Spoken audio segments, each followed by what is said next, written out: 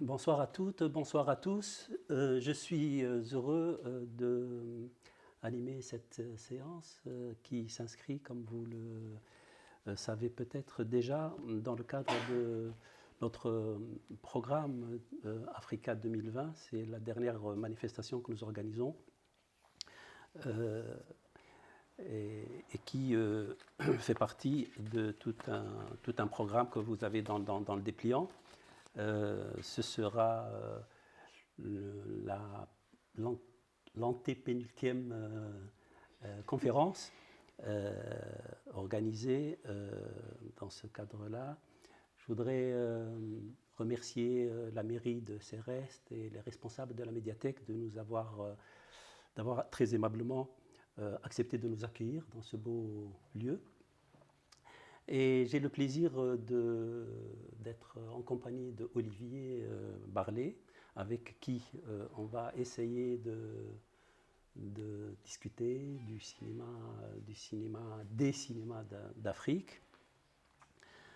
Olivier Barlet est connu du public du festival, mais il est connu plus généralement aussi de toutes celles et de tous ceux qui suivent les cinémas d'Afrique pour être un critique de cinéma de renom, véritablement spécialisé dans les cinémas d'Afrique. Il est l'auteur de plusieurs articles, de très nombreux articles. Tu en as dénombré 1500 ? Oui, 1800. 1800 articles et de nombreux livres aussi, dont je peux citer le tout dernier, qui est les cinémas d'Afrique des années 2000, dont on va aussi parler. Donc, on va discuter, on va dire, à bâton rompu. Ce ne sera pas véritablement une conférence, quoi, ex cathedra. Et comme je le disais tout à l'heure, le public peut très bien intervenir en cours de discussion pour demander des éclaircissements, poser des questions. On sera là pour ça. Donc nous avons à peu près, Olivier, une heure et demie. Hein. On aura fini à 19h. Et si tu permets, je voudrais commencer par le commencement, c'est-à-dire te demander de nous expliquer, toi, Français de France, comment tu en es venu à t'intéresser au cinéma d'Afrique, quoi. Mm-hmm. Cinéma d'Afrique, il y a deux mots, il y a cinéma et Afrique, qui sont deux choses différentes. Le cinéma, pour moi, c'est quelque chose d'enfance. Mon frère a fait l'IDEC, et dans ma famille un petit peu problématique, la solution était d'aller au cinéma. Donc on allait beaucoup au cinéma et il y avait aussi un besoin d'imaginaire. Et donc la démarche... C'était à Paris. J'habitais à Paris, oui, je suis né à Paris. Mes parents étaient de Lyon et de Saint-Étienne, mais sont venus à Paris très tôt, sont mariés après la guerre. Je suis vraiment un produit du baby-boom. Donc né en 1952, dans une époque encore coloniale. Mais mes parents n'avaient absolument aucun rapport avec l'Afrique. Et la seule chose dont on ait pu discuter à la maison dans mon enfance, c'était plutôt la guerre d'Algérie. Mon parrain ayant fait la guerre d'Algérie. Et l'Afrique est venue en complément quelque part parce que j'ai été agent littéraire et traducteur et j'ai beaucoup traduit de livres sur l'Afrique et j'ai été agent littéraire pour l'Harmattan, Cartala, Publisud, Flammarion, La Découverte, etc. C'est-à-dire des éditeurs qui publiaient un programme africain. Et donc j'ai découvert l'Afrique par la littérature et par les essais sur l'Afrique qu'il me fallait présenter à la foire de Francfort pour trouver des éditeurs qui aient envie de traduire les livres, qui étaient édités par ces éditeurs. Et puis ça allait aussi dans l'autre sens. Je présentais à l'Harmattan notamment des possibilités de traduction. Et ma compagne et moi avons fait de nombreuses traductions. Moi, je traduisais surtout de l'allemand et puis quelques auteurs africains de l'anglais. Donc voilà le background qui me mène à la fois au cinéma et à l'Afrique. Et un jour, je me suis dit, je vais peut-être aller voir sur place. Et la première chose que j'ai fait, c'est d'aller au FESPACO, puisque j'étais passionné de cinéma. Mon premier voyage en Afrique, j'ai fait un livre aussi dans une ville du Burkina Faso, Ouaïgouya. C'était quelle année ça? Ça, c'est en 93. D'accord. Et là, j'ai été à mon premier FESPACO, auquel je suis allé tous les 2 ans ensuite, et j'y retourne en octobre bientôt. Rappelons que le FESPACO, c'est le festival panafricain du film de Ouagadougou. De Ouagadougou, voilà. Et maintenant qui s'appelle... Et de la télévision aussi. Et se tenait une fois tous les 2 ans. Tous les 2 ans, voilà. C'est biennal en année impaire. Voilà. Et normalement, en alternance avec les journées cinématographiques de Carthage. Voilà, tout à fait. Qui, elles, sont en année paire. C'est ça. Voilà. Maintenant, les JCC sont devenus annuels. Donc voilà, ça. FESPACO pourrait devenir annuel aussi. Également, mais enfin, ce n'est pas encore le cas. Et je suis revenu de ce voyage, de ce premier voyage, absolument troublé, bouleversé, parce que j'avais passé aussi du temps à Ouaïgouya dans une famille pour faire un bouquin, parce que j'avais traduit une série de bouquins plutôt destinés à la jeunesse, sur les enfants d'ailleurs. Traduit de quelle langue? De l'allemand. De l'allemand. Ouais. Alors c'était de la coédition, c'était en couleur, donc la couleur était commune et l'impression dans chaque langue, quoi. Et comme il manquait un peu un bouquin sur l'Afrique de l'Ouest, là, du coup, Denis Prien de l'Harmattan m'avait dit « mais tu ne veux pas le faire ». Donc du coup, j'étais parti habiter avec une famille qui avait une famille polygame avec une trentaine d'enfants à Ouaïgouya, une famille très simple. Et on a fait un bouquin ensemble. Ils ne savaient absolument pas ce que c'était d'ailleurs que faire un bouquin. Enfin, il n'y avait absolument pas de livre dans cette famille. Et ils ont découvert quand le bouquin était sorti, quoi. Et donc ça s'appelle Awa et Adama, des enfants du Burkina Faso. C'est tout bête, hein, c'est vraiment un bouquin pour enfants.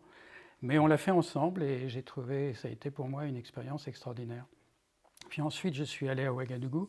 Et là, j'ai été accueilli. Ensuite, c'était retourné en France? Non, c'était sur la même durée. Oui. Donc après, et j'avais pour but donc d'aller au FESPACO. Et là, j'ai été accueilli par Joseph Konombo, qui est décédé maintenant, mais qui a été Premier ministre sous Lamizana, donc du président Lamizana du Burkina Faso, et qui a été maire de Ouaga pendant 6 ans. Donc un personnage public, etc., qui est à la retraite, mais dont j'avais préparé les livres. Préparer, ça veut dire mettre en page et corriger. Pour l'Harmattan, où il avait publié tous ses livres, qui étaient des livres autobiographiques. Il avait été tirailleur, son enfance et puis sa vie politique. Donc une expérience extrêmement complexe, quelque part. Et je suis revenu de ce voyage absolument... bouleversé. J'avais découvert quelque chose que je ne connaissais pas et qui me travaillait au corps. Et comme je suis un peu un télo, je me suis dit, il n'y a pas grand-chose sur le cinéma africain, je vais le faire. Et donc, les livres qui existaient étaient plutôt anciens. Et il manquait un peu un un bouquin de référence sur les cinémas d'Afrique de cette période, quoi.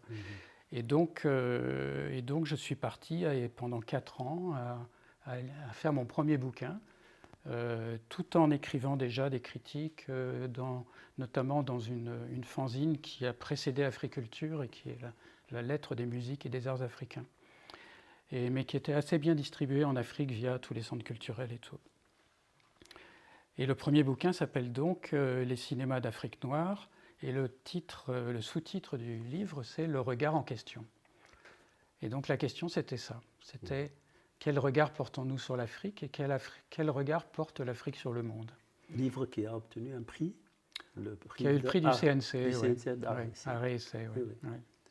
Ex aequo avec Dominique Paini, le cinéma en art moderne. Mais qui a été traduit aussi dans différentes langues. Et voilà. Et qui a été un peu le livre de référence parce qu'il n'y en avait pas d'autres, quoi, jusqu'à ce que j'écrive le suivant, qui est paru en 2012, et qui s'appelle Les cinémas d'Afrique des années 2000, donc c'est la période suivante, en fait, et qui a pour sous-titre Perspective critique. C'est ça, oui, c'est celui-là. Voilà. Qui est un pavé de 450 pages, écrit bien serré. Donc, voilà. Et qui est un peu un livre de référence, quoi. Mais tu disais, tu as commencé par la traduction. Oui. Est-ce que tu ne penses... Enfin, je ne sais pas comment tu vois ça, mais est-ce que la pratique, l'exercice de la traduction n'a pas été pour quelque chose dans cet intérêt vers... L'intérêt pour le langage, tu veux dire? Oui, pour autre chose. Oui, mais surtout pour l'étranger, quoi. Parce que en fait, moi, j'ai fait des études un peu spéciales. J'ai fait une école de commerce après la préparation, quoi. J'étais la prépa HEC. J'ai raté HEC de 4 places et j'en suis très content aujourd'hui. Enfin, j'en suis toujours été très content parce qu'en fait, j'étais pas du tout destiné à être cadre. En tout cas, c'était pas mon truc. C'était juste pour montrer à mon père que j'étais capable de, quoi. Mais par contre, j'ai fait une école qui s'appelait l'École des Affaires de Paris et qui ensuite a été fusionnée avec l'ESCP Paris. Mais qui était une école, une année en France, une année en Angleterre, une année en Allemagne, dans la langue du pays. Il n'y avait absolument plus de langue de français en Angleterre et en Allemagne. Moi, j'avais fait espagnol à l'école, donc pour l'allemand, c'était boum. Et donc, ça a été une expérience de multiculturalité très forte dès le début, dès mes études. Et ensuite, l'intérêt pour l'Afrique lié au métier que j'avais peu à peu choisi, toujours par relation, on connaît quelqu'un qui, etc. Voilà. Et donc, la découverte de l'Afrique, qui n'était pas une découverte linguistique, mais par contre, dans la traduction, effectivement, il y avait cet élément qui intervenait aussi. Mais c'est vrai que quand on écrit des critiques de cinéma, la question du langage est extrêmement importante. On n'est pas créateur, on écrit sur la création des autres. Mais écrire, c'est quand même déjà un peu une création en soi.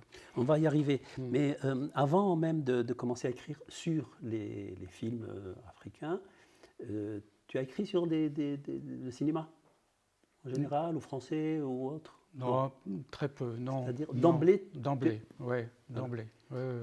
D'emblée, tu as écrit sur le cinéma africain? Oui, oui. Et après, ça t'arrive? Parce que j'avais un média qui correspondait à ça. C'est ça. Ouais. Donc la demande était là. D'accord. Mais en fait, j'ai commencé à écrire dessus et puis j'avais repéré comme je dis, une fanzine. C'était une petite revue, quoi. Et je leur avais proposé et puis ils ont accepté, quoi.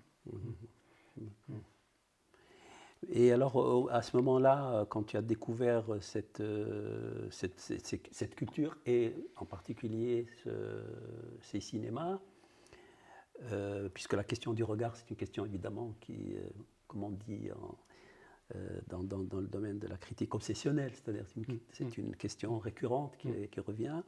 Est-ce que la question du regard, c'est-à-dire de la perspective, comment tu vas regarder ça, s'est posée d'emblée, de façon théorique, ou c'est arrivé comment, ou c'était empiriquement? Tu avais un choix, tu te disais, Parce que je suppose que tu lisais aussi ce qui s'écrivait sur le cinéma par ailleurs, et qu'il fallait effectivement dans ce paysage-là avoir une place, un lieu à partir duquel tu vas regarder. Est-ce que cette question-là s'est posée à toi tout de suite, d'emblée, dans quels termes? D'emblée, peut-être pas, mais c'est venu très vite. Alors effectivement, j'ai à peu près lu tout ce qui existait sur le sujet, en français, en anglais, en allemand. Le sujet des cinémas d'Afrique. D'accord. Et puis plus largement, alors sur le cinéma, bon, il y en a tellement, mais enfin, je veux dire, j'ai beaucoup lu sur le cinéma aussi. Mais j'avais tout le temps besoin. Moi, j'ai un gros déficit, c'est que j'aurais dû faire philo, mais je n'ai pas fait philo, quoi. Donc, je veux dire, l'école de commerce, c'est pas exactement la formation qu'il aurait fallu. Et donc j'ai un rattrapage permanent. Je lis pas mal de philosophie parce que je crois qu'on peut pas laisser tomber la philosophie, l'anthropologie, etc. quand on parle de cinéma, et notamment de cinéma d'Afrique. Mais par contre, je manquais de base, quoi. Donc j'ai beaucoup lu. J'ai beaucoup vu des films, et voir les films d'Afrique, c'était pas tout à fait évident. Alors il y avait la Cinémathèque Afrique à Paris quand même, mais j'ai donc pas mal voyagé dans des festivals, etc. pour voir des films, et puis aussi pour rencontrer les cinéastes. J'ai fait, pour le premier bouquin, j'ai fait au moins une centaine d'interviews avec des cinéastes, soit que j'allais chercher dans les festivals, soit que je rencontrais au hasard, parce qu'il y avait un lieu merveilleux à Paris qui s'appelle Atria, qui n'existe plus, mais qui était tenu donc, essentiellement par André Daventure, qui était la chef monteuse au ministère de la Coopération au départ, de la cellule technique, donc qui a soutenu un peu les débuts des cinémas d'Afrique, et puis qui ensuite avait créé une association indépendante après que la cellule technique ait brûlé, et qui m'a d'ailleurs accueilli avec une générosité absolue, me connaissant pas du tout, ni d'Ève ni d'Adam. Et je me mettais sur un fauteuil là, à Atria, et toute l'Afrique passait là. C'est-à-dire que tous les cinéastes qui devaient faire un film avaient besoin de venir à Paris, parce que c'est là que se passait toute la post-production, mais aussi le financement, et que donc ils avaient besoin, et Atria était la porte d'entrée professionnelle pour avoir contact avec tout ce milieu. Donc les réalisateurs arrivaient, les jeunes, les vieux, il y avait Souleymane Cissé, il y avait Adama Drabo, il y avait Gaëté Fofana et son premier film, etc. Enfin, je veux dire, ils passaient tous par là, et moi je leur disais, oh, on peut faire une interview, et tac. Voilà. Et donc j'ai eu beaucoup de matière pour ce livre. Après, il fallait digérer tout ça, il fallait resynthétiser, et faire quelque chose qui est peut-être du domaine de l'exercice critique, mais en tout cas de faire quelque chose d'assez personnel. Donc c'est pas du tout, ni celui-là d'ailleurs, c'est structuré par thématique, etc. Mais en fait, ça part un peu dans tous les sens, et c'est le plus possible une écriture un peu sensible. Alors la question du regard. Le regard s'est imposé parce que je portais un regard sur cette cinématographie. C'était déjà une première question, et qui, elle, me posait des questions en permanence. C'est-à-dire qu'il proposait une certaine vision du monde que j'avais du mal à appréhender, parce qu'il fallait que j'intègre un petit peu toute la pensée africaine aussi derrière, mais aussi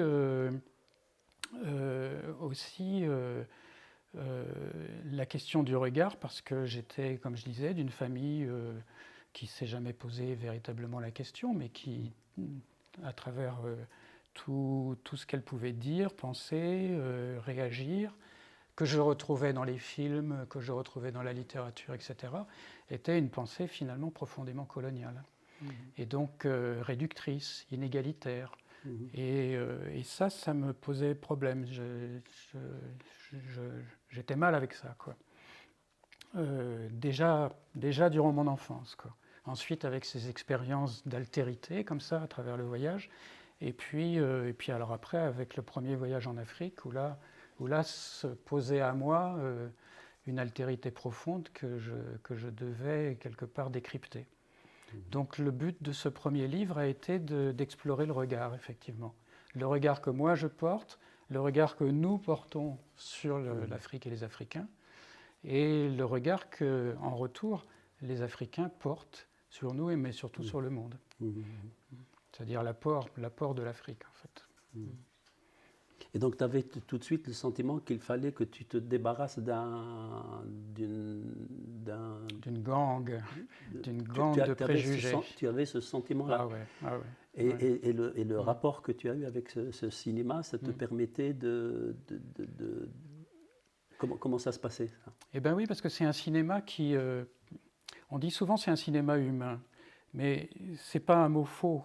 Mais la pensée africaine contemporaine est profondément une requête d'humanité. Mais une requête d'humanité, si on regarde le premier film, alors c'est pas le premier exactement, mais enfin c'est le premier qu'on considère comme le premier parce qu'il est important, qu'il est structuré, etc. C'est Afrique sur scène, 1955, Paulin Soumanou-Vieira et Mohamedou Sarr. Dans ce film, il y a la revendication. C'est marrant parce qu'il y a deux passages. En fait, il est coupé en deux, ce film. La première partie, c'est tourné à Paris, donc, et c'est un Africain qui se balade dans les rues de Paris. Il y a une sorte de louange, quelque part, de la civilisation. On voit les monuments, etc. Donc, une sorte de... Oh, comme la civilisation est merveilleuse. C'est la pensée de l'époque. Oui. Et puis c'est un Africain quand même plutôt cultivé, lui. Il est en train de faire l'IDEC. Il fait l'IDEC, il a un costume. Oui, tout à fait. Et celui qu'on voit dans le film aussi. C'est un étudiant. C'est ça, c'est un étudiant. Qui va d'ailleurs donner la pièce à un clochard. Donc, renversement. Et puis, dans la deuxième partie, on voit cette même personne sur une Vespa avec une belle blonde derrière. C'est ça, oui. Elle, bien française. Et après, on les voit à danser dans une boîte, à prendre des pots ensemble dans un café, etc., eux ou d'autres. Il y a donc la revendication de pouvoir appartenir à cette civilisation de façon égale, et non pas réductrice, hiérarchique, comme c'est dans la pensée coloniale. Et c'est dit dans le film. C'est dit sans être dit de cette façon-là. Surtout pas l'histoire de la drague. Mais par contre, c'est montré, c'est à l'image. Mais c'est en tout cas, c'est un manifeste de quête d'appartenance, d'appartenir à l'humanité, et de ne pas en être mis de côté. Et moi, ça me semblait vraiment important parce que peu à peu se développait pour moi une pensée politique qui était d'être face au scandale du monde, qui est justement cette inégalité fondamentale entre le Sud et le Nord, entre les Africains et les autres, etc. Le racisme, etc. Et tu avais le sentiment de ramener, puisque en fait tu écris pour essentiellement un lectorat français. Oui, moi je suis. Donc tu as l'impression de ramener cette image-là en France. Oui. Dans ce sens-là, on est un peu des passeurs, quoi. C'est-à-dire que on s'intéresse. Moi, je dis souvent, je ne suis pas spécialiste parce que ça voudrait dire que j'aurais la connaissance, mais j'ai pour terrain d'étude les cinémas d'Afrique et si je me donne un rôle, c'est de les faire connaître, c'est de les faire découvrir, quoi. Alors donc, il y a un aspect documentation, donc je publie beaucoup d'interviews, etc. Les interviews qu'on fait aussi ici à Apt. Et puis j'essaye de faire alors des critiques de films, et puis sinon, mais même dans les critiques de films, j'ai toujours le souci d'essayer d'avoir une démarche quelque part d'épouser le film, mais épouser dans un sens critique. On va arriver à ça. On va arriver à ça. Ouais. Mais non, parce que je te posais la question tout à l'heure je te demandais si tu n'avais pas déjà écrit avant sur le cinéma français. Et après, ouais, et tu l'as pas fait. Non. Et après, tu as dit, voilà, pour moi, en citant le premier film africain, Afrique sur scène, tu disais, pour moi, écrire sur ces films-là, c'est une manière aussi d'amener quelque chose de l'Afrique ici. Oui, parce que moi, ça venait après le travail d'agent littéraire, de traducteur, etc. Donc, il y avait des dizaines de bouquins. Donc, la question naturellement se pose, de savoir quelle place cette critique-là va avoir par rapport à la critique qui se pratiquait aussi à l'époque sur le cinéma français, c'est ça. Enfin, en tout cas, moi, c'est une question, on parlera ça demain, qui se pose tout le temps dans ma tête, parce qu'il y a quand même beaucoup d'autres articles qui sont écrits sur le cinéma, et en particulier sur le cinéma français ou sur le cinéma occidental, en France. Et toi, tu arrives dans ce paysage-là de la critique en France, te frayer un passage. Petit passage. Voilà, oui, tu es un passeur pour aménager une place pour le cinéma africain en France.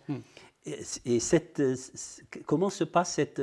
Est-ce que tu avais cette conscience-là de cette place qui est étroite? Est-ce qu'il fallait que tu mimes, tu contres, tu reproduis quelque chose de ce qui s'écrivait? Ou quel rapport tu avais en faisant ce que tu faisais par rapport à ce qui s'écrivait à cette époque-là par des Français sur le cinéma français ou autre? Alors, moi, j'ai une carte de journaliste, mais je veux dire, je ne suis pas journaliste, je n'ai jamais écrit dans un grand média. Je n'ai jamais cherché. Il y a d'autres personnes qui, eux, sont des journalistes. Catherine Ruel, journaliste de radio, Michel Amargé, journaliste de radio également, donc tous les deux à RFI, mais qui ont suivi les cinémas d'Afrique, et d'ailleurs avant moi. Il y avait Pierre Hafner, mais il est malheureusement mort assez jeune, voilà, qui était universitaire à Caen, oui. Puis Yves Toraval. Yves Toraval, oui, mais alors lui... cinéma arabe, lui. Oui, voilà. Moi, j'ai publié Yves Toraval parce que j'étais directeur de la collection Images Plurielles, donc j'ai publié ses livres. Mais lui, c'était vraiment presque du catalogue, qui avait fait notamment les cinémas de l'Inde, par exemple. Mais bon, il n'y avait pas grand monde, ça c'est vrai. Cinématographie très méconnue, en fait, quoi, très méconnue. Oui, je ne sais plus quelle est ta question. Non, la question, c'est la place que tu essayais de trouver dans le... Oui. Tu me disais que tu n'écrivais pas dans un quotidien, tu avais juste... C'est juste pour dire que c'est une démarche plus personnelle que professionnelle. C'est ça. C'est-à-dire que j'étais agent littéraire et traducteur, ça c'était, je vivais de ça, je ne vivais pas des articles que j'écrivais. Alors ce qui s'est passé, c'est qu'en 1997, avec un groupe de copains, en fait, ce qui s'est passé, c'est que la lettre des musiques et des arts africains dans laquelle j'écrivais n'a pas fait faillite, mais le rédac-chef qui s'en occupait, Faisal Chehat, algérien, avait suffisamment donné, sentait que son couple allait exploser s'il continuait, et donc a dit j'arrête. Et à ce moment-là, on a réfléchi, est-ce qu'on arrête, est-ce qu'on continue et tout. Et moi, j'étais déjà en rapport avec l'Harmattan, avec un certain nombre d'auteurs, avec des universitaires, etc. Et du coup, j'ai dit, moi, je suis disponible pour reprendre la rédaction en chef, mais je propose qu'on fasse véritablement une revue, un petit peu plus solide, et qu'on soit lié à un éditeur dans la diffusion. Donc l'Harmattan était d'accord, et on a créé Africulture. C'est ça. Voilà. Donc Africulture a été créé, le premier numéro est sorti en octobre 1997. Et donc et là, alors tout d'un coup, je me suis retrouvé rédac-chef d'une revue pluridisciplinaire, avec toute une série de gens qui étaient spécialistes de leur sujet.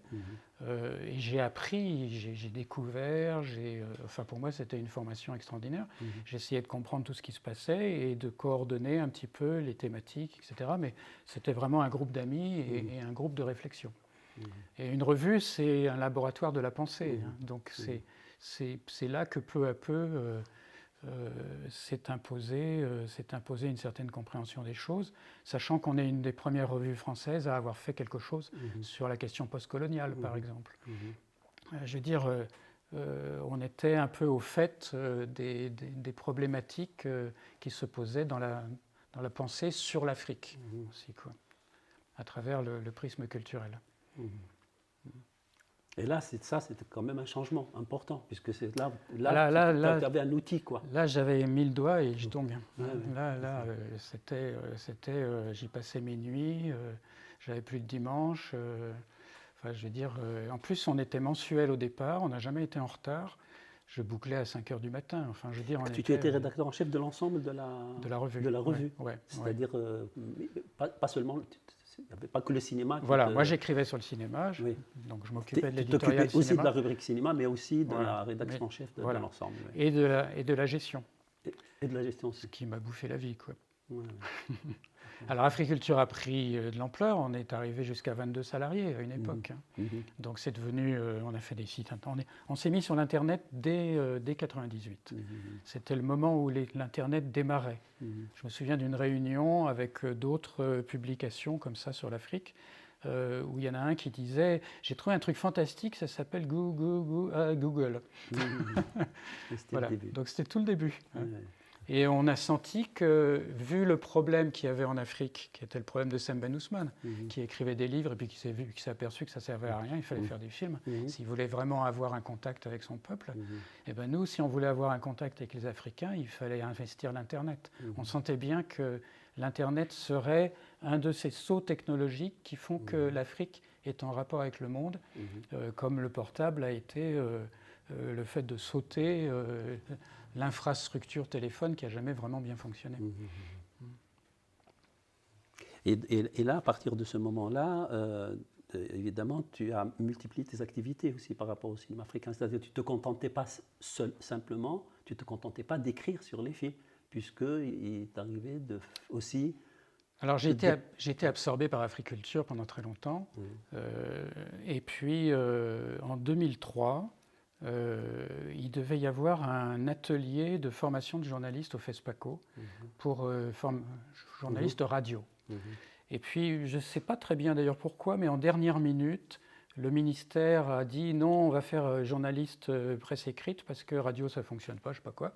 Et du coup, on m'a demandé si je pouvais animer cet atelier. Et donc, je me suis retrouvé avec une vingtaine de journalistes venant de 4 ou 5 pays, c'était encore limité. Et on a fait un atelier sur l'écriture sur le cinéma journalistique, c'est-à-dire la critique.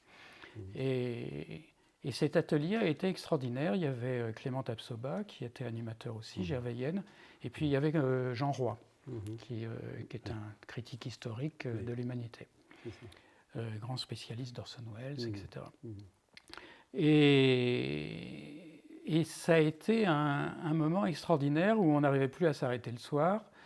On discutait des films, c'était passionnant. Et les bénéficiaires, c'était ? C'était des journalistes de différents médias, mais de 4 ou 5 pays. D'Afrique noire. Oui, tout à fait. Oui, il n'y avait que Afrique noire.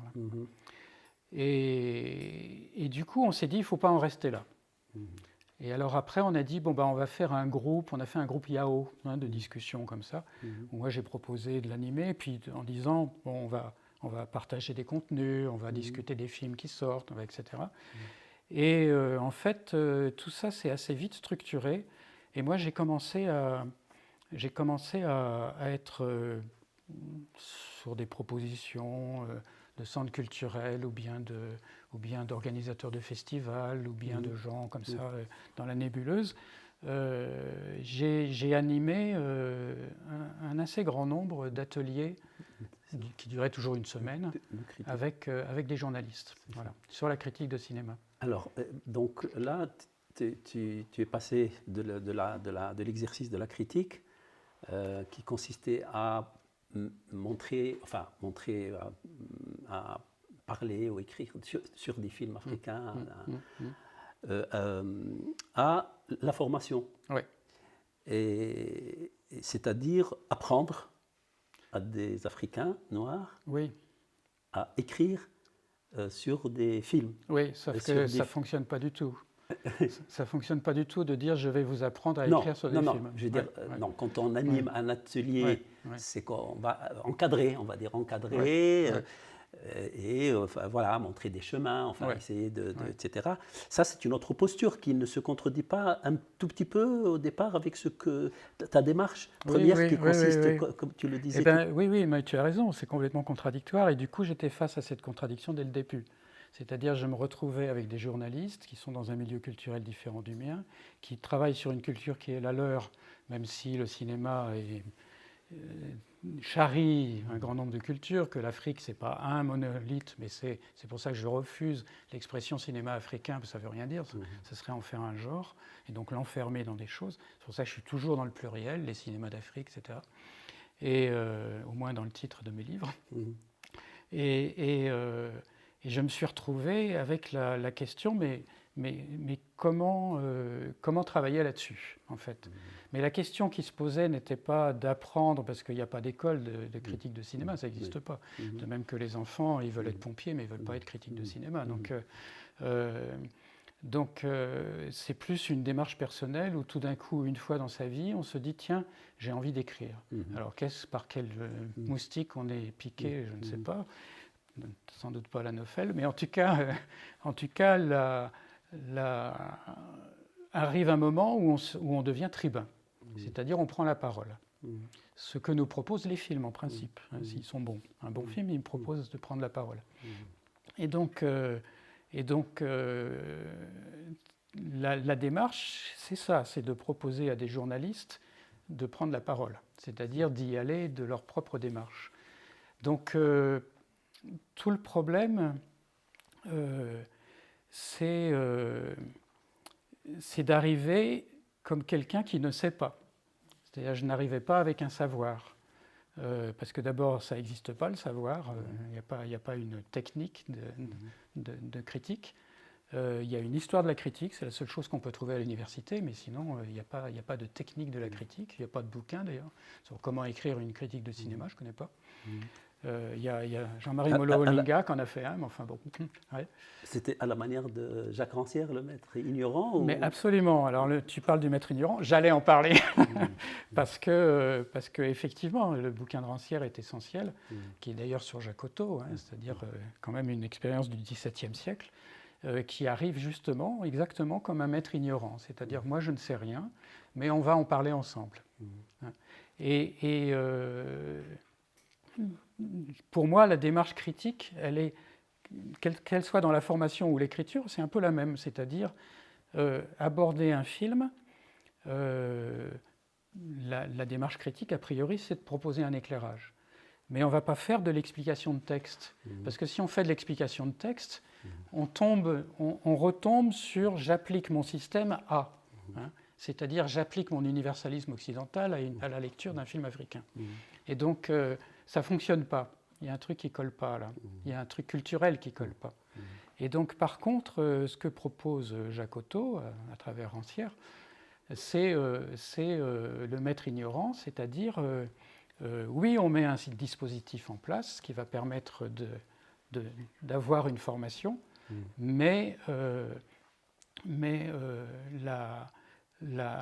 ce qui est fondamental, c'est qu'on ne va pas faire de l'explication de texte, comme je disais, pas faire de l'explication du film, mais essayer de penser avec le film. Voilà, nous arrivons donc à l'approche. Qui est encore dans la question du regard. Voilà, ton approche.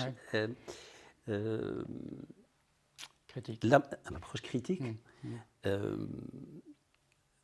Tu penses bien, enfin tu l'as vécu, que quand quelqu'un arrive dans un atelier pour s'initier, on va dire, ou à faire quelque chose, et qu'il a devant lui un animateur, qu'il le dise clairement, explicitement ou pas, sa demande est dites-moi comment je dois faire. Ou alors, comment vous faites, vous, monsieur, quand vous avez à écrire un article sur un film? Qu'est-ce que tu répondais à cette question, explicite ou implicite? Oui, alors, parce que forcément, quand tu interviens, tu proposes, tu as une proposition, tu as un regard, tu as une manière de dire les choses, de les formuler par rapport à une matière. Et donc, comment tu la résumerais cette... Bon, alors, de toute façon, pas d'illusion. Je veux dire, je suis là au milieu, j'apporte quelque chose, ne serait-ce que par ma manière de guider le débat. Moi, j'avais une technique que j'ai élaborée tout seul, en fonction de ce que je ressentais. Donc je ne sais pas ce qu'elle vaut, mais en tout cas, je l'ai toujours gardée quelque part, qui était d'avoir un paperboard et de le diviser en deux. Et je disais, on voit un film ensemble, et après on le décortique. Sur la colonne de gauche, les stratégies narratives, c'est-à-dire le déroulement du film, qu'est-ce qui se passe, comment la narration est abordée, c'est-à-dire quelle histoire ça raconte, mais aussi comment elle est racontée, cette histoire-là, de quelle manière. Et on est déjà un peu dans l'esthétique. Et dans la deuxième colonne, c'est l'esthétique en elle-même. Et 2 colonnes parce que ça se répond en face, comme ça. C'est-à-dire, telle partie du film, telle partie narrative va être mise en image, mise en son, etc., mise en lumière par toute une série de stratégies. Donc c'était une question de stratégie. Donc analyser le film, c'était mettre en regard la narration, le récit et l'esthétique, mais de cette manière-là. Et donc on restait un bon moment sur un film, jusqu'à 1 heure, 2 heures. Et on arrivait à un tableau noirci, là, où il y avait plein d'éléments, qui permettaient ensuite de rédiger une critique, mais qui était le fruit d'un travail commun. Et la matière, c'est toujours le cinéma africain? Le cinéma, oui, les films. Africain? Ah oui, oui. Pas du tout occidental? Alors si parce que je suis intervenu dans des masters de réalisation, par exemple, à l'université Gaston Berger à Saint-Louis du Sénégal, par exemple. Et là bon, c'était du documentaire, mais là je leur ai montré des Agnès Varda ou bien des films Tahrir, par exemple, Revolution Square, ou de Savona, ou etc. Enfin, je veux dire, il y avait d'autres. Mais avec les journalistes, non, c'était plutôt direction cinéma africain. Ce qui n'empêchait pas de penser, et puis ils avaient des questions de toute façon sur le cinéma mondial, hein, mais ça. Voilà. Et c'était en français? Ah oui. Non, en anglais aussi. En anglais. Dans les pays anglophones, oui. Ouais. Et là, est-ce que cette pratique-là influait peu ou prou sur ta manière d'écrire? Est-ce que, complètement. Après avoir, je veux dire, mené ce genre d'expérience, oui. Est-ce que tu t'es trouvé en train de repenser ta manière? Oui, parce que je profitais de cet éclairage. Je veux dire, il me montrait des choses dans les films que je ne voyais pas. Tu as connu Jean-Servais Bakiono, Oui, qui était un critique magnifique et malheureusement décédé, qui était burkinabé mais qui habitait en Côte d'Ivoire, qui était un puits de culture. Un puits de culture. Moi, je buvais ses paroles, quoi. On sortait d'un film et il me disait la signification des musiques du film.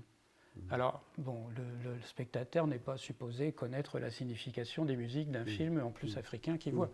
Mais c'était extrêmement éclairant.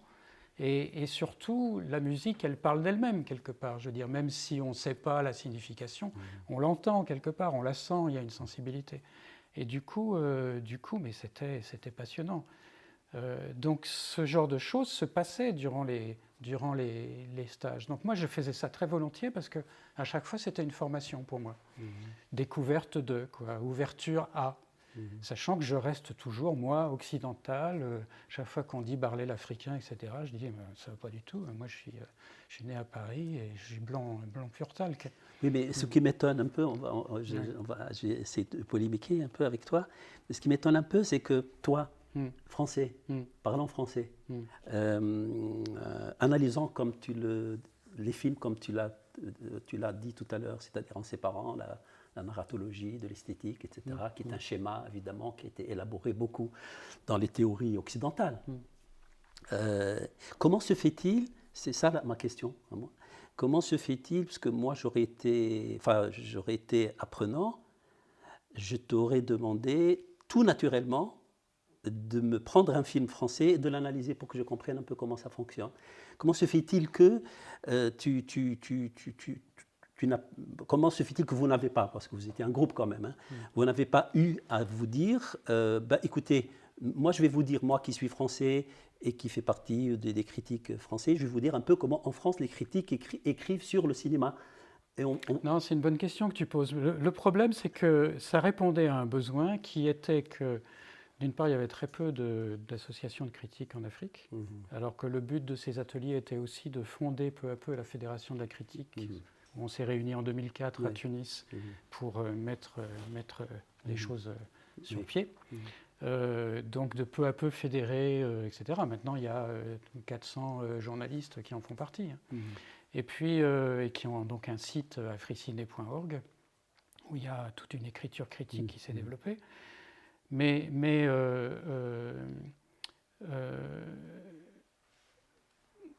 alors c'est compliqué.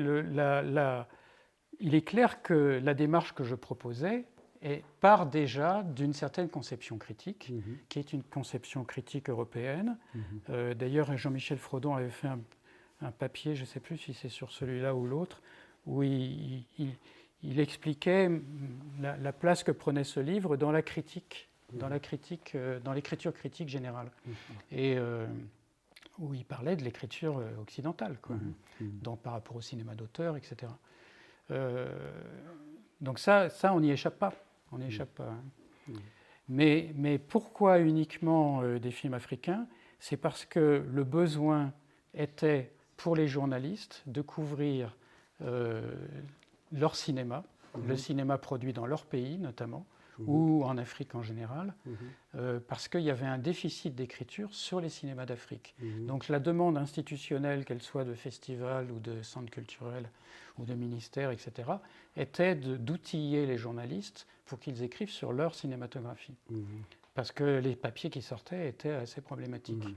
Donc, parce qu'ils étaient basés sur le j'aime, j'aime pas, quoi. Hein, je veux dire, grosso modo, c'était ce qu'on met sur Facebook aujourd'hui. Donc, il y avait le besoin d'une réflexion, d'entrer un petit peu dans l'analyse filmique et de répondre à cette demande-là. Mais on aurait pu le faire, oui, bien sûr. D'accord. Ouais. Et donc, du coup,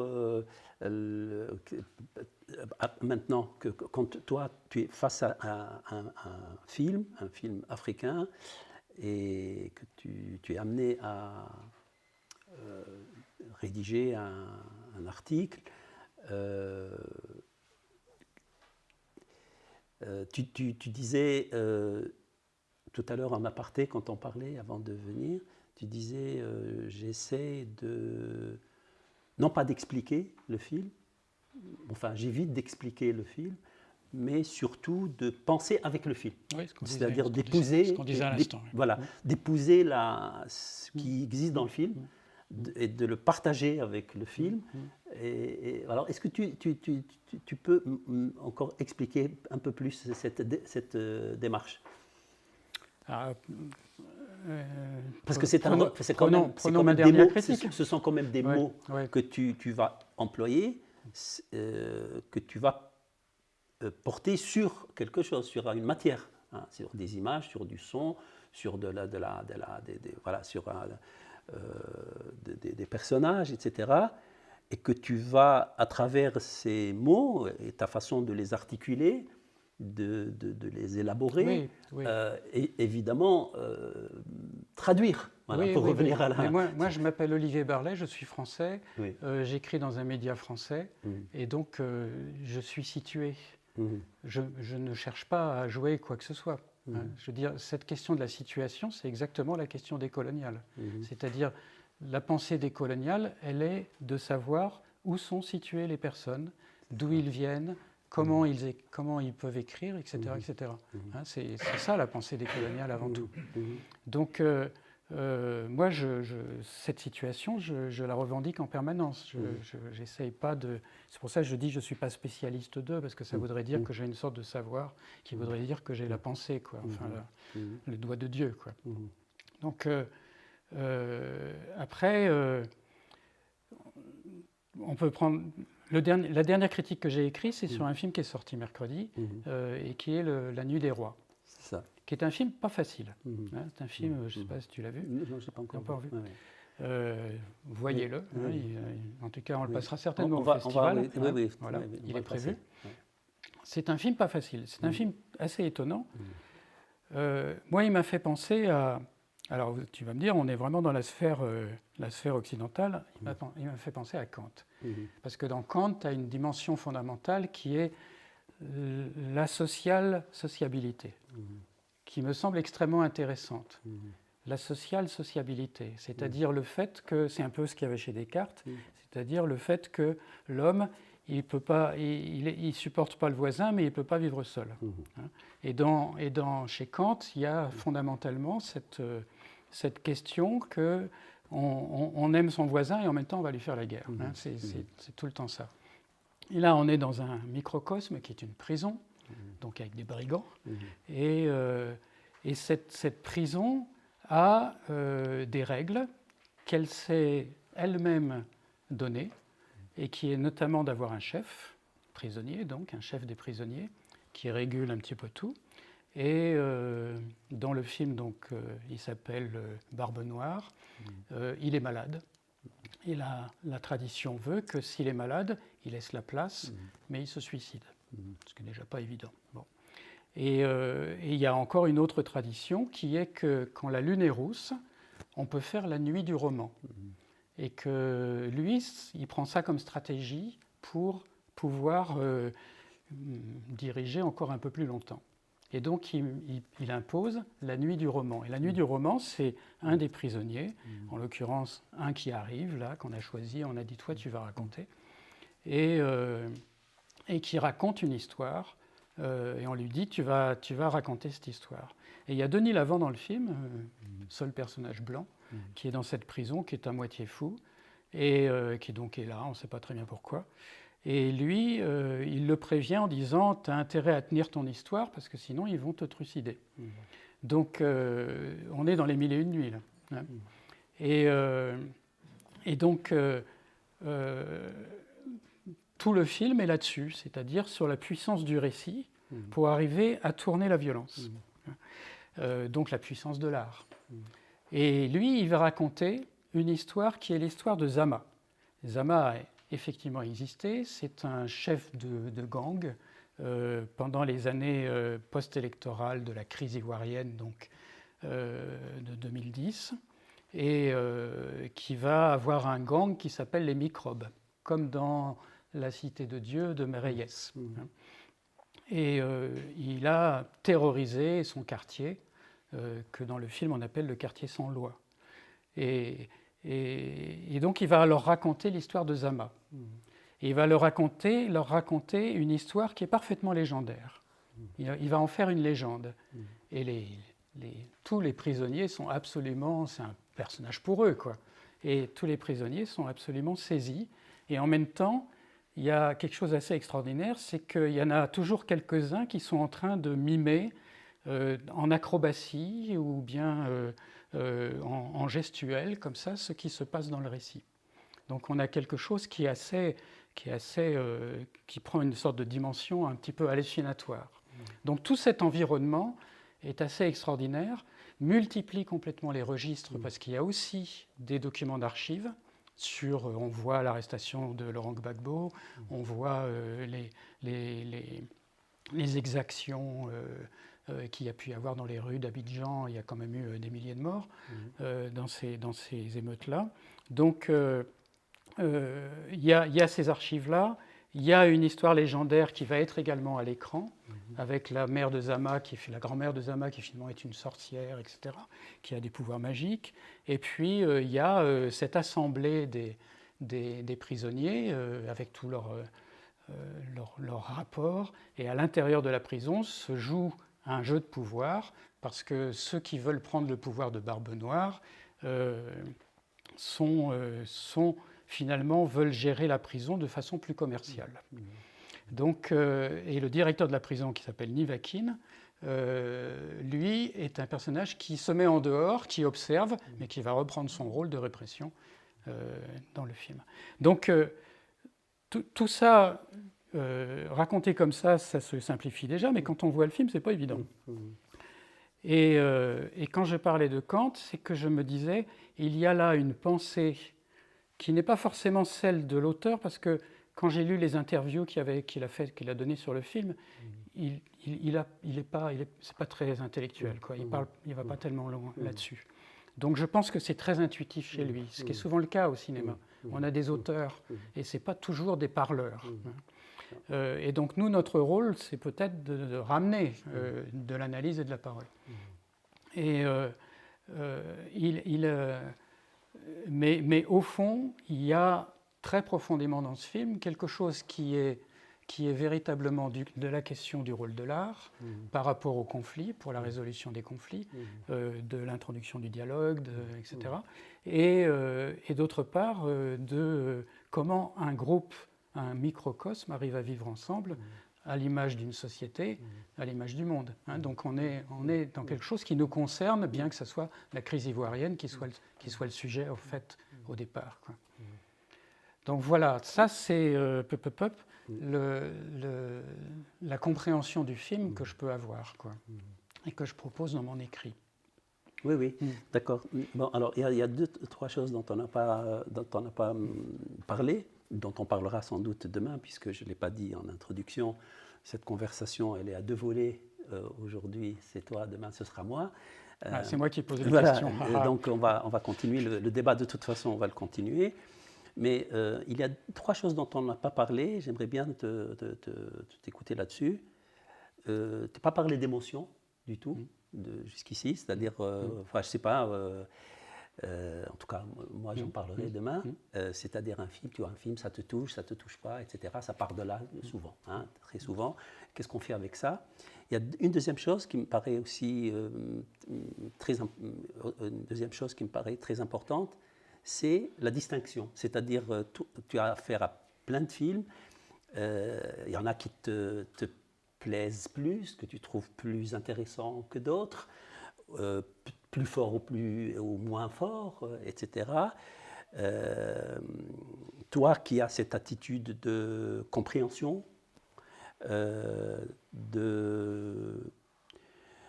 et pas d'attitude en surplomb, tu n'as pas de préjugés, tu veux comprendre et partager, penser avec, comme tu disais. Comment tu fais avec ce que je crois être une nécessité pour moi en tant que critique, d'établir pour toi une hiérarchie de films, de dire celui-là, moi je vous dis, pour moi c'est le meilleur. Celui-là, bah, j'aime pas beaucoup ce film-là, enfin pas comme ça, hein, en disant des choses. La troisième chose, je te dirais, le troisième point, on en parlera tout à l'heure. Émotion et distinction. Oui, c'est-à-dire d'abord la question de l'émotion, évidemment, qui se pose forcément. Comment tu fais avec? Et la question de la distinction. Quand tu écris pour des gens, en fait, tu as un point de vue et je suppose que tes lecteurs, ils ont envie de savoir, même s'ils ne suivent pas forcément ce que tu dis, ils veulent bien savoir ce que tu préfères par rapport... Alors l'émotion, c'est la deuxième colonne, c'est la colonne esthétique. C'est-à-dire si l'esthétique d'un film a sa cohérence par rapport à ce qu'il veut raconter, à ce moment-là, une émotion est possible. L'émotion, elle vient pas du récit en soi, ou alors c'est lacrymogène, c'est sentimentaliste, c'est pathos, etc. Mais ça n'a qu'une durée, ça n'a pas d'intérêt. L'émotion qui nous saisit, comme j'ai pu ressentir en Afrique par exemple, c'est une émotion fondamentale qui fait qu'il y a quelque chose qui se déclenche en nous. De même qu'on avait déjà parlé de ça, la question du déclic. Et moi, m'est arrivé la même chose. J'ai vu Bergala l'autre jour, Alain Bergala à l'USAS. Je lui en ai parlé, je lui ai dit la préface de l'hypothèse cinéma, vous me racontez mon histoire. C'est-à-dire un film, un jour, et ça déclenche quelque chose. Et donc, d'où l'importance du cinéma d'auteur, les chefs-d'œuvre, à l'école. Parce que ce n'est pas les parents, ou très rarement les parents, qui vont proposer ça aux enfants. Mais donc l'émotion, bien sûr, elle est fondamentale. Je veux dire, s'il n'y a pas d'émotion, il n'y a rien qui passe. Il n'y a pas cette... on n'est pas bousculé par un film. Or, l'art qui ne bouscule pas, l'art qui ne dérange pas, c'est pas de l'art, hein, comme disait ta pièce. C'est-à-dire, c'est Klee qui disait ça. C'est-à-dire que le rôle de l'art, c'est de nous faire aller plus loin, c'est de nous bousculer, c'est de nous sortir de nos engrenages pour arriver à à des questions. Et un film, c'est une question, en fait. C'est pas si c'est la solution, si c'est la réponse, il n'a aucun intérêt. Je veux dire, je n'ai pas envie qu'on pense pour moi. Donc, c'est la question. Donc, la première question, c'est de savoir quelle question est posée. Elle n'est pas première, l'émotion. Elle est pas première au sens où elle va être le résultat d'une éventuelle stratégie esthétique. Hein. Mais c'est pas l'émotion qui est première, c'est la question. C'est-à-dire, concrètement, dans ta vie de critique... tu veux dire ensuite quand on réagit? Non, quand tu... Enfin, moi, je parle de cette émotion-là au contact d'un film. C'est pour ça, je voulais t'amener vers ça. C'est-à-dire, tu as vu des films africains, tu en as vu plein, etc. Quand tu vois un film, il y a quelque chose qui se passe en toi, avant même que tu commences à réfléchir, évidemment. Est-ce qu'il y a eu dans ton parcours, pour parler de façon beaucoup plus simple, dans ton parcours, des moments de découverte de films comme ça qui ont provoqué en toi quelque chose qui est de l'ordre de l'émotion, qui a fait que, bon, ensuite tu as... Oui, alors l'émotion dont je te parlais de voyage en Afrique s'est retrouvée dans les films. C'est-à-dire si j'ai pris le cinéma comme terrain d'étude, c'est parce que je retrouvais cette émotion. De même que... L'émotion que tu as ressentie au moment où tu es... Où j'ai contacté les gens, etc. Enfin, où j'ai vécu avec eux, où j'ai senti des choses que je ne soupçonnais pas, etc. Et notamment cette extraordinaire chose quand même qui est que les gens ne se plaignent pas comme tout le temps chez nous. C'est-à-dire, tu penses que si tu n'avais pas voyagé, fait ce voyage-là en Afrique, peut-être que tu n'aurais pas suivi cette voie-là. C'était ça qui était inaugural, c'était ça Ça, c'est tout à fait possible, oui. C'est tout à fait possible. Et donc les films, c'est à chaque fois une manière pour toi de reproduire ou de prolonger cette émotion-là que tu as ressentie au moment où tu as... Oui, je me souviens, 93, je me souviens plus si j'écrivais déjà quand même en 93. Non, j'écrivais déjà sur les cinématographies africaines. Donc il y avait déjà... Quelque chose. Les films qui m'ont ému sont les films de l'époque, c'est-à-dire les films des années 80, 85, c'est-à-dire les Idrissa Ouedraogo, Djibril Diop aussi. C'est pas les films de Semben. C'est ça, c'est un peu après. C'est l'époque suivante. C'est l'époque suivante. Oui, parce que c'est l'époque du roman. C'est l'époque où on dit « je » dans les films. Avant, on est plus dans une époque du collectif. Et l'époque de Semben, tu ne connaissais pas encore assez. Tu l'as découvert après. J'ai découvert. C'est-à-dire que tu as découvert le cinéma des années 80 avant Semben. Oui. Mes premiers films, c'était les films d'Idrissa Ouedraogo. Il y a Abba. Le premier, c'était lequel que tu as vu? Après, il y a Gaston Caboret aussi. Non, le premier, c'était le film d'Idrissa, c'était lequel? Le premier, c'était... quel est le premier film? C'est Le Jeu. Que tu as vu? Yamda Abo. Yamda Abo, il date de 80... c'est le premier que tu as vu? Est-ce que c'est le premier que j'ai vu? Non.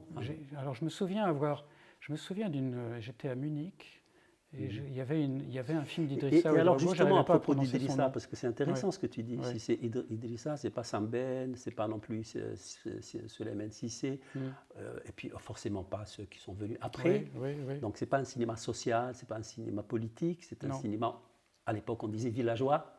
d'Idrissa, c'est-à-dire épuré, complètement épuré, ou, je ne parle pas du choix, le choix c'était déjà un tout petit peu hybride, mais Yaba, Tila, et c'était des films où il n'y avait absolument aucun élément relatif à la civilisation d'aujourd'hui, encore moins à la civilisation occidentale. C'est des films qui sont faits à partir de matériaux, mais typiquement, purement locaux. C'est pour ça qu'on disait que c'était des films villageois.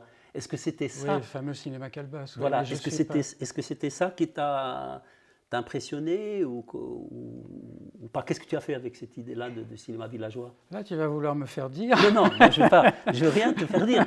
Non, je veux juste savoir. Non, c'est parce que je ne suis pas d'accord avec toi. Je ne suis pas d'accord avec l'analyse que tu fais des films d'Idrissa. Non, je n'ai pas fait d'analyse. J'ai dit ce sont des films. Tila et Yaba, il n'y a absolument pas de bicyclette, il n'y a pas de radio, il n'y a pas rien de relatif à... Enfin, bicyclette, je veux dire, il a fait tout fait. Dans ces deux films-là, ce n'est pas le cas dans les autres films.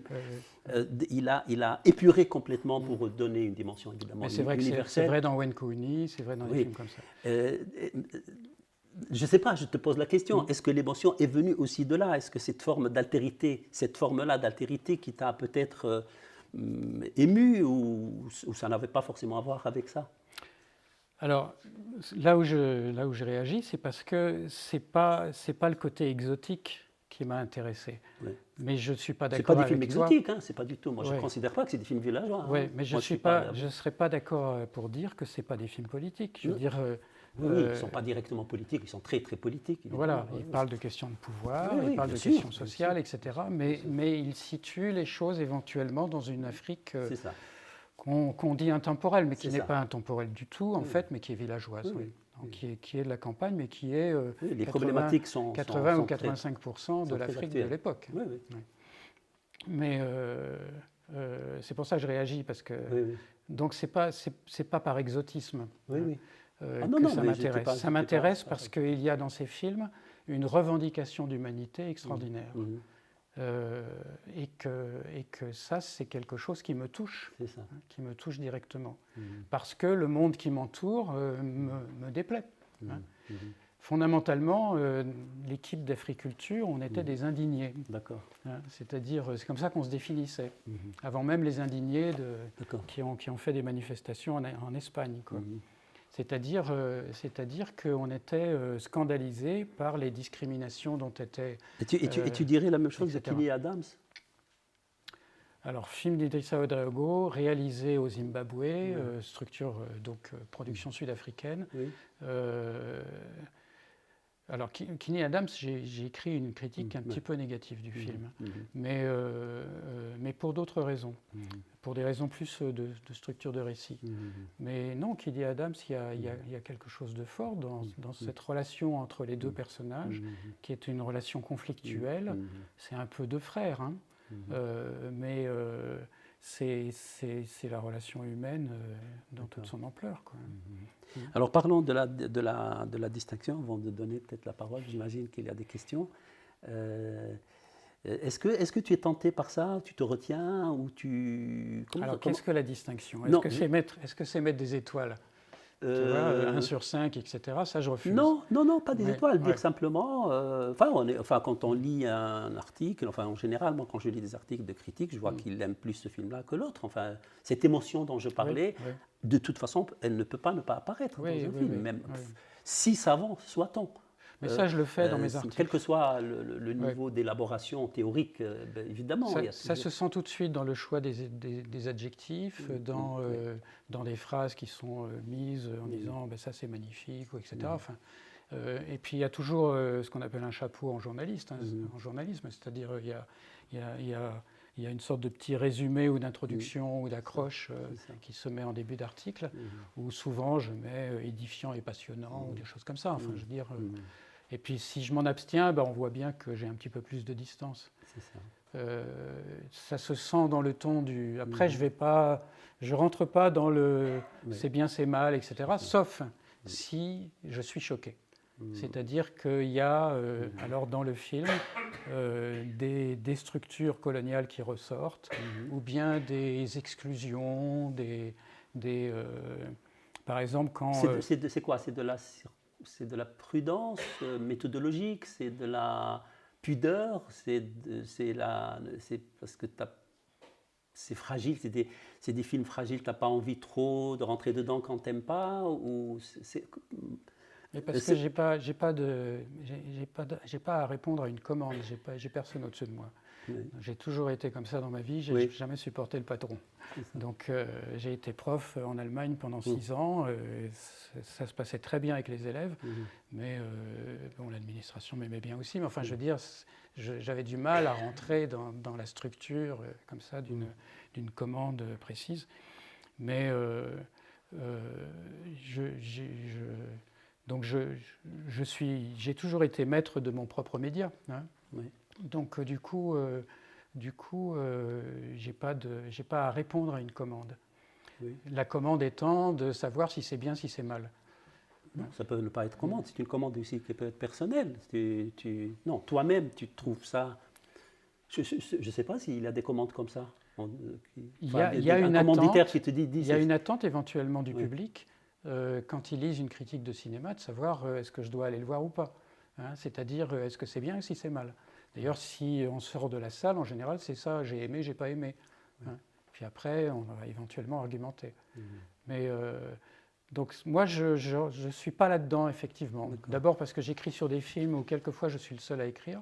Hein, et donc, pas forcément au moment où les films sortent, c'est ça? Non? Si? Alors pour Africulture, j'ai toujours essayé de suivre un peu les sorties. Oui. Par exemple, Mais est-ce que tu as la conscience qu'en ouais. écrivant, tu pousses les gens à aller voir le film ou pas du tout? Ça rentre pas du tout en considération? Je pense que si je suis assez négatif sur un film, ça peut donner envie d'aller le voir. Oui. Parce que Non, pour, mais je pour veux se dire faire toi, sa propre mais je veux idée. dire toi dans ta tête, tu te Ouais. dis je dois écrire pour que les gens le voient ou pas? Peu importe, positivement ou négativement. Non? Ah ben j'invite, Oui. je l'écris jamais, mais je veux dire j'invite souvent les gens à le voir. Oui. Après j'écris pas sur tous les films et donc Oui. le choix que je fais déjà Oui. fait que. Alors, à un moment j'écrivais quand Africulture avait cette obligation-là de suivre un peu l'actualité. J'écrivais systématiquement sur les films en sortie. Aujourd'hui d'abord il y en a beaucoup et puis bon la lettre d'info était hebdomadaire, maintenant c'est tous les 15 jours donc. On est un petit peu moins sous pression, et puis c'est moi qui me mets. Moi, je commence à être à la retraite, hein, donc je me mets un peu moins sous pression aussi. Ouais. On parlera du troisième point demain, peut-être, hein, parce que je voulais parler d'histoire aussi, d'histoire du cinéma africain, etc. On aura l'occasion. Okay. Mais j'aimerais bien, je ne sais pas, écouter le public. Je ne sais pas s'il y a des questions. J'imagine que. Je ne sais pas. Oui, une question, s'il vous plaît. Vous semblez avoir une réflexion particulière pour le cinéma africain. Ouais, parce que c'est enregistré. Alors oui, c'est pour moi. Oui, voilà. Oui, vous semblez avoir une affection particulière pour le cinéma africain des années 80-90. Est-ce à dire que l'évolution récente de cinéma vous pose problème? Non, bien au contraire. Je n'ai pas parlé d'affection particulière. C'est vrai que votre propos, vous aviez une tendresse pour ce cinéma. Oui, oui, mais j'ai une tendresse pour l'ensemble de l'histoire des cinémas d'Afrique. Mais par contre, Tahar me posait la question de qu'est-ce qui me touchait. Oui. Et donc là, j'ai parlé du cinéma que j'ai pu voir dans ces années-là, qui ont fait que ça m'a accroché et que peu à peu, j'y ai mis la main. Mais je trouve qu'il y a dans les films récents, ceux qu'on peut montrer au festival, des films absolument fondamentaux pour le monde d'aujourd'hui. On n'en a pas parlé, tu ne m'as pas posé la question de savoir mais quelle est l'importance des cinémas d'Afrique dans le monde ou pourquoi moi je m'y intéresse quelque part. Hein. Mais je crois qu'il y a dans les films de Mati Diop, Alain Gomis, etc., mais Mahamat Saleh Haroun, Abderrahmane Sissako, etc. Enfin, je veux dire, il y a toute une série d'auteurs, comme ça, on va parler de quelques auteurs, mais il y a beaucoup de films qui sont très intéressants, où ce n'est pas encore des auteurs bien identifiés. Mais je crois que l'Afrique aujourd'hui en général, mais le cinéma en particulier, nous apporte une expérience qui est absolument fondamentale en ces temps de Covid, mais même déjà avant, en ces temps de crise, hein, parce que la crise, ce n'est pas nouveau. Et qui a une double expérience. La première expérience, qui est l'expérience du monde noir, et c'est l'expérience de l'exclusion et de la traite, c'est-à-dire de la transplantation vers un ailleurs. Et quand cet ailleurs, c'est les Antilles, c'est l'ensemble des pays où il y a eu traite négrière, mais quand on voit les Antilles, par exemple, c'est les Antilles qui font danser le monde. Hein, à travers le zouk et compagnie. C'est-à-dire qu'on a là une réaction culturelle absolument phénoménale qui est du domaine du marronnage, hein, c'est-à-dire de la fuite, effectivement, du fugitif, mais qui va construire quelque chose de nouveau. Et les esclaves marrons ont fait des républiques, hein, les quilombos, etc. Et où ils ont fait partout où ils étaient, ils ont essayé de se regrouper pour vivre leur culture et vivre surtout une humanité entre eux qu'ils n'avaient pas à disposition ailleurs. Donc ça c'est une expérience fondamentale, c'est-à-dire c'est une remise en cause fondamentale de l'identité. Là, on est dans l'errance, on est dans une identité en devenir permanent et qui ne se définit pas de façon figée et territoriale. Et ça, c'est une première expérience qui me semble fondamentale pour le monde. Nous qui nous enfermons dans des frontières, qui barrons tout et nous protégeons, parlons en permanence de grandes invasions, hein, débordements, etc., et qui finalement ne pouvons pas vivre la multiplicité du monde véritablement. Et la deuxième expérience fondamentale, c'est l'expérience de l'incertitude. Et ça, c'est très fondamental dans les films d'Afrique. Cette incertitude, qui est alors vraiment celle d'aujourd'hui, hein, et nous qui avons toutes les assurances du monde, etc., sociales, voitures et tout, en fait, on vit assez mal le fait de ne pas savoir ce que sera le lendemain. Et en ces temps de Covid, c'est particulièrement aigu, quoi. Et en plus avec les incertitudes écologiques, etc. Et cette expérience de l'incertitude me semble absolument fondamentale dans l'expérience africaine. Grosso modo, l'Africain, alors là je parle véritablement je symbolise quelque part, il ne sait jamais ce qu'il aura dans la poche le lendemain. S'il a à manger, il va manger parce que demain il ne sait pas ce qu'il va manger, etc. Je veux dire, c'est ramener à cette dimension-là, mais c'est quelque chose qui me semble fondamental de pouvoir vivre dans le monde d'aujourd'hui, c'est-à-dire de pouvoir vivre avec un monde incertain. Et donc d'être en permanence dans l'acceptation du doute. Et ça, pour moi, c'est une expérience où l'Afrique nous apporte énormément. Littérature, cinéma, etc. Donc voilà, ça c'est les deux points qui me semblent fondamentaux. Merci. Merci. Vous avez beaucoup insisté sur la notion non pas justement de cinéma africain, mais de cinéma au pluriel d'Afrique. Je voudrais que vous en disiez un petit peu plus là-dessus, parce que si on compare avec le cinéma européen, par exemple, dans les années 60-70, il y avait un cinéma italien, un cinéma français, un cinéma anglais, qui avaient chacun leurs caractéristiques propres. Est-ce qu'il se passe la même chose en Afrique? Est-ce qu'il y a des différences, des similitudes entre différents cinémas? Quels sont les foyers les plus riches cinématographiques? Est-ce que c'est l'Afrique du Maghreb? Est-ce que c'est l'Afrique subsaharienne? Laquelle? Est-ce que vous pouvez nous éclairer un petit peu là-dessus? Alors, moi, je refuse l'expression cinéma africain pour deux raisons. La première raison, c'est qu'il y a effectivement une très grande multiplicité des cultures en Afrique. Si on se place au niveau national, ce qui n'est déjà pas correct, puisqu'il y a beaucoup plus de peuples que de nations, mais on a 56 pays, enfin entre 55 et 56, je sais plus, africains qui ont tous des cultures complètement différentes. Et si vous vous déplacez en Afrique, que vous êtes au Kenya ou au Burkina Faso, vous n'êtes pas dans le même pays, quoi. Alors les producteurs, ils croient que partout, il faut qu'il y ait des cases comme au Burkina, et donc ils ne comprennent pas qu'au Kenya, où c'est des toits en tuiles, comment on appelle ça, en tôle, voilà, c'est pas cinématographique, et donc c'est pas africain. Donc on est confronté à ça. Donc rendre compte de la pluralité et ne pas enfermer un continent dans un pays, et enfermer une cinématographie dans un genre.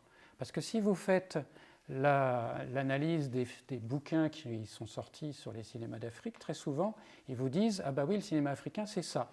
Et hop, on va dire « Ah bah oui, la lenteur, le déplacement, le truc, etc. » Comme si c'était ça, le programme. Et donc, si vous en sortez, vous n'êtes plus africain. Donc, on est dans un enfermement permanent. Donc, enfermer l'Afrique en elle-même et le cinéma dans un genre ou dans une globalité, c'est la réduire. C'est les réduire. Donc c'est ça la grande réponse, quoi. Après, la question que vous posez, c'est la question, est-ce qu'il y a des industries du cinéma en Afrique? Parce que c'est ça, je veux dire, s'il y a un cinéma français, c'est qu'il y a une industrie du cinéma français qui va donc présenter globalement, Unifrance, etc., le cinéma français. Le cinéma français, il a lui aussi une grande diversité. Enfin, on va dégager des écoles, c'est le rôle des critiques, Nouvelle Vague et compagnie. Mais en Afrique, il y a un cinéma algérien historique, on va dire, par exemple. Il y a un cinéma tunisien, puisqu'il y a quand même une certaine industrie du cinéma en Afrique, en Tunisie, puisqu'il y a des producteurs, il y a des structures, etc. Mais c'est quand même pas facile de les définir. Il y a des bouquins qui s'y essayent, mais enfin, c'est parce que... mais la plupart des pays n'ont pas d'industrie du cinéma. Ouais. Et donc, on peut ça va peut-être plus pour le cinéma égyptien. Alors, le cinéma égyptien, qui a toute une histoire et qui a des tendances, qui a des périodes historiques. On a parlé Hollywood sur Nil, etc., avec la comédie musicale ou des choses comme ça. Là, on a véritablement des genres, mais qui sont historiquement, qui se suivent, enfin, qu'on ne va pas définir le cinéma égyptien, quoi. Mais le danger de ce genre de choses, c'est qu'on enferme tout de suite dans... Mais notre vision de l'Afrique, on parle toujours d'Afrique, là. Hein, on ne parle pas de pays particuliers, on n'a pas parlé du Cameroun, etc. Alors, est-ce qu'il y a un cinéma camerounais? Il y a aujourd'hui un phénomène de cinéma de genre dans le cinéma camerounais, qui redémarre quelque part, après avoir fait quelques chefs-d'œuvre, et qui est profondément mimétique, d'ailleurs, par rapport au cinéma d'action ou au cinéma thriller, et qui, du coup, d'un intérêt pas fondamental, parce qu'on se demande un petit peu qu'est-ce qu'ils apportent, quoi. Par contre, ça plaît, les gens apprécient, parce que c'est leur cinéma, et puis, effectivement, l'environnement est le leur, quelques problématiques sont véritablement les leurs, etc. Bon, on pourrait parler du cinéma nigérian, le phénomène Nollywood qui produit plus de 2000 longs métrages par an. C'est le pays où on produit le plus d'images dans le monde. Donc moi, je refuse, je dis toujours les cinémas d'Afrique. Mais déjà, parler de cinéma d'Afrique, c'est déjà parler d'Afrique, quoi, hein. Donc être déjà dans la contradiction, forcément.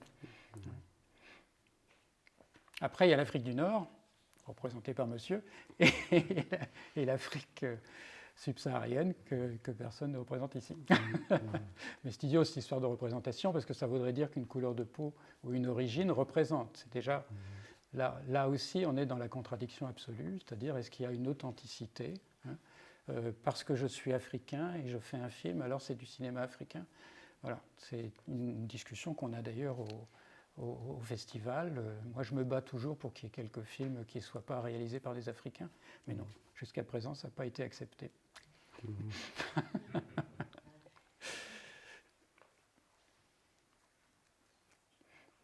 D'autres questions?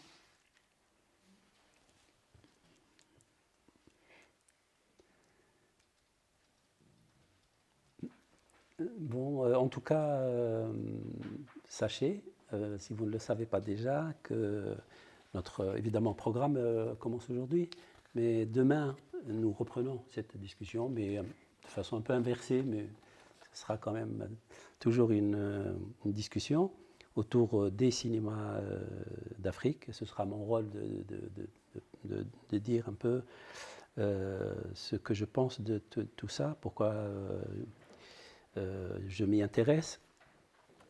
Ce sera à la médiathèque d'Apt à 14h30. Et c'est vrai qu'on avait prévu que tu parles plus et en fait que ce soit plus un échange, mais en fait c'est moi qui ai toujours le blablabla. Ouais, mais et donc, je parlerai donc demain c'est toi qui parles. Je parlerai un peu plus demain. Et puis donc cet après-midi, ce soir, il y a un film qui est projeté à Apt, un film de Fatma Zahra Zamoum, qui est algérienne, qui s'appelle Parcours, qui sera là, présente, auquel je vous invite et qui sera évidemment disposé à répondre à vos questions et éventuellement. Et en plus, c'est un film très étonnant. Et c'est un film très particulier, très étonnant. Ouais. Et puis, bon, la réalisatrice, elle parle volontiers, donc voilà, elle sera en mesure de nous éclairer. Voilà. Et puis le programme, évidemment, continue, comme je le disais tout à l'heure, demain, jeudi, avec notre discussion à la médiathèque, avec 2 films l'après-midi. Un film à 18h30, à Mansoura, tu nous as séparés, film algérien. Et le soir, Hakaweti, qui est un très très beau film que vous pouvez amener les enfants aussi, parce que c'est un film fait par Karim Dridi, qui est un cinéaste français d'origine maghrébine et qui fait des films importants. Il est très, très connu. C'est un film qu'il a tourné en Palestine. Voilà. Et puis vendredi aussi, ça continue vendredi avec 2 autres films très importants. Aussi un film sud-africain qui s'appelle Moufi et un film mozambicain, c'est ça. Mozambicain, mais sur une histoire angolaise. Voilà, voilà, ça se passe. Hein, voilà. Là, ça, c'est aussi quelque chose de très intéressant. et d'assez récents aussi, des cinéastes qui sont d'un pays et qui vont faire un film dans un autre pays. C'est un phénomène assez nouveau, qui est un très beau film aussi. Voilà.